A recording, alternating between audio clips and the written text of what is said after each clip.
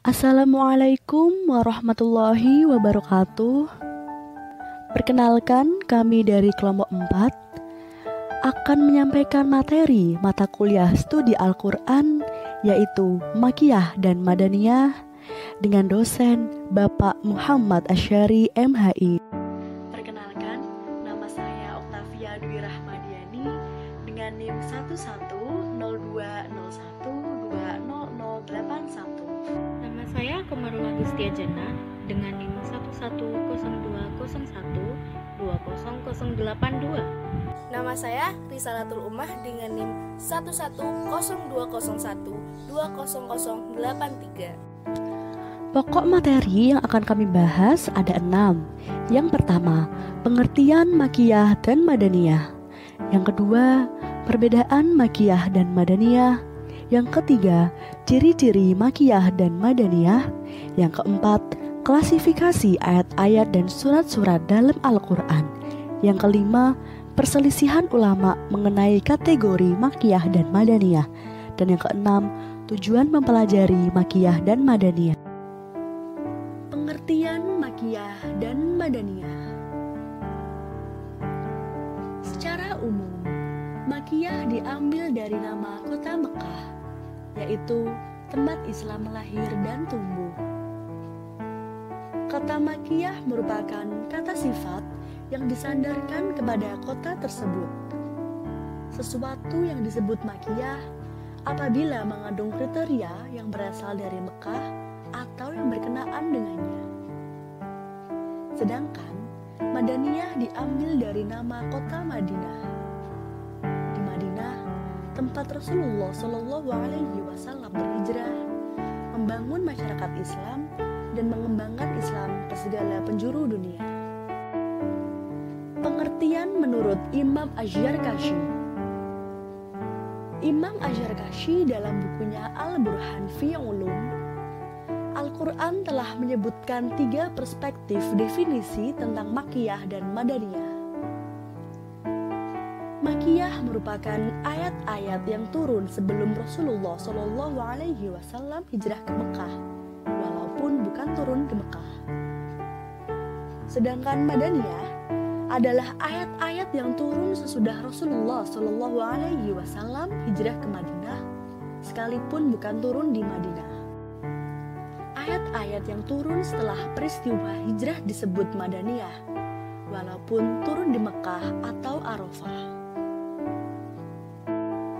Pengertian dari perspektif tempat turun. Makiyah merupakan ayat-ayat yang turun di Mekah dan sekitarnya, seperti di Mina, Arafah, dan Hubaidiyah. Sedangkan Madaniyah merupakan ayat-ayat yang turun di Madinah dan sekitarnya, seperti di Uhud, Kuba, dan Sulaim. Akan tetapi, terdapat kelemahan dari definisi tersebut, yaitu terdapat ayat-ayat tertentu yang tidak diturunkan di Mekah dan di Madinah atau di sekitarnya. Pengertian dari perspektif objek pembicaraan atau wahyu. Makiyah merupakan ayat-ayat yang menjadi kitab bagi orang-orang Mekah. Sedangkan Madaniyah adalah ayat-ayat yang menjadi kitab bagi orang-orang Madaniyah. Perbedaan Makiyah dan Madaniyah. Perbedaan dari segi tata bahasa. Surat Makiyah secara umum gaya bahasanya kuat dan keras pembicaraannya. Hal itu karena kebanyakan yang diajak bicara orang-orang yang berpaling dari kebenaran dan sombong. Surat Makiyah ayatnya pendek-pendek dan kuat pendalilannya. Contohnya dalam surat Al-Mudaththir dan Al-Qamar. Sedangkan surat Madaniyah secara umum gaya bahasanya lembut dan pembicaraannya halus, sebab yang menerima kebenaran bersikap secara terbuka. Surat Madaniyah ayatnya panjang-panjang dan menyebutkan hukum-hukum secara khusus. Contohnya dalam surat Al-Maidah. Perbedaan dari segi isinya. Surat Makkiyah merupakan surat yang menetapkan tentang tauhid dan akidah. Surat Makkiyah secara khusus berkaitan dengan tauhid uluhiyah dan percaya dengan hari kebangkitan. Sedangkan surat Madaniyah merupakan surat yang secara umum menerangkan tentang perincian ibadah dan muamalah. Di dalam surat Madaniyah, yang diajak bicara adalah orang-orang yang telah terikrar dalam jiwa mereka tauhid serta akidah yang selamat. Ciri-ciri Makkiyah dan Madaniyah. Ciri-ciri Makkiyah yang pertama adalah di dalamnya terdapat ayat sajdah. Yang kedua, ayat-ayatnya dimulai dengan kata kalam. Yang ketiga, dimulai dengan ungkapan ya ayyuhan nas, dan tidak ada ayat yang dimulai dengan ungkapan ya ayyuhalladzina kecuali dalam surat Al-Hajj, karena di penghujung surat itu terdapat sebuah ayat yang dimulai dengan ungkapan ya ayyuhalladzina. Yang keempat, ayat-ayatnya mengandung tema kisah para nabi dan umat-umat terdahulu. Yang kelima, ayat-ayatnya berbicara tentang kisah Nabi Adam dan Iblis, kecuali surat Al-Baqarah. Yang terakhir, ayat-ayatnya dimulai dengan huruf-huruf terpotong seperti alif, lam, mim, dan sebagainya, kecuali surat Al-Baqarah dan Ali Imran. Ciri-ciri Madaniyah. Yang pertama, mengandung ketentuan-ketentuan faraid dan had. Yang kedua, mengandung sindiran-sindiran terhadap kaum munafik, kecuali surat Al-Ankabut. Yang terakhir, mengandung uraian tentang perdebatan dengan ahli kitabin. Ciri-ciri spesifik surat atau ayat Makkiyah menurut para ulama. Yang pertama, menjelaskan ajaran monoteisme, ibadah kepada Allah semata, penetapan risalah kenabian, penetapan hari kebangkitan serta pembalasan, uraian tentang kiamat dan perihalnya, neraka dengan siksanya, surga serta kenikmatannya, dan mendebat kelompok musyrikin dengan argumentasi-argumentasi rasional dan nakli. Yang kedua, menetapkan pondasi-pondasi umum bagi pembentukan hukum syara dan keutamaan akhlak yang harus dimiliki oleh anggota masyarakat. Berisikan celaan-celaan terhadap kriminalitas yang dilakukan kelompok musyrikin, mengonsumsi harta anak yatim secara zalim, dan uraian tentang hak-hak. Yang ketiga, menuturkan kisah para nabi dan umat-umat terdahulu serta perjuangan Nabi Muhammad dalam menghadapi tantangan-tantangan kelompok musyrikin. Yang keempat, banyak terdapat kesamaan bunyi. Yang kelima, ayat dan suratnya pendek-pendek dan nada serta perkataannya agak keras. Yang terakhir, banyak mengandung kata-kata sumpah. Lalu ada ciri-ciri spesifik surat atau ayat Madaniyah menurut para ulama. Yang pertama, menjelaskan permasalahan ibadah, muamalah, hudud, bangunan rumah tangga, warisan, keutamaan jihad, kehidupan sosial, aturan-aturan dalam pemerintah, menangani perdamaian serta peperangan, dan persoalan-persoalan pembentukan hukum syara. Kedua, menghitapi ahli kitab Yahudi dan Nasrani dan mengajaknya masuk Islam dan menguraikan perbuatan mereka yang telah menyimpangkan kitab Allah dan menjauhi kebenaran serta perselisihannya setelah datang kebenaran.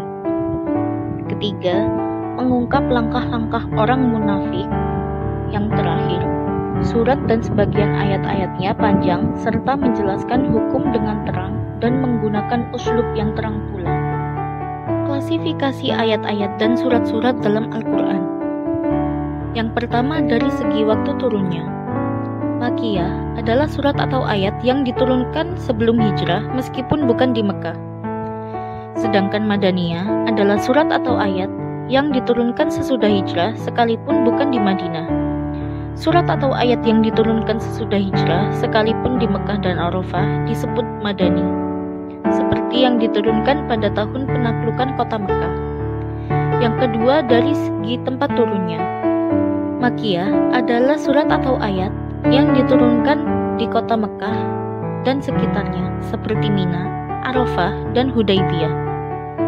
Sedangkan Madaniyah adalah surat atau ayat yang diturunkan di kota Madinah dan sekitarnya, seperti Uhud, Quba, dan Sil.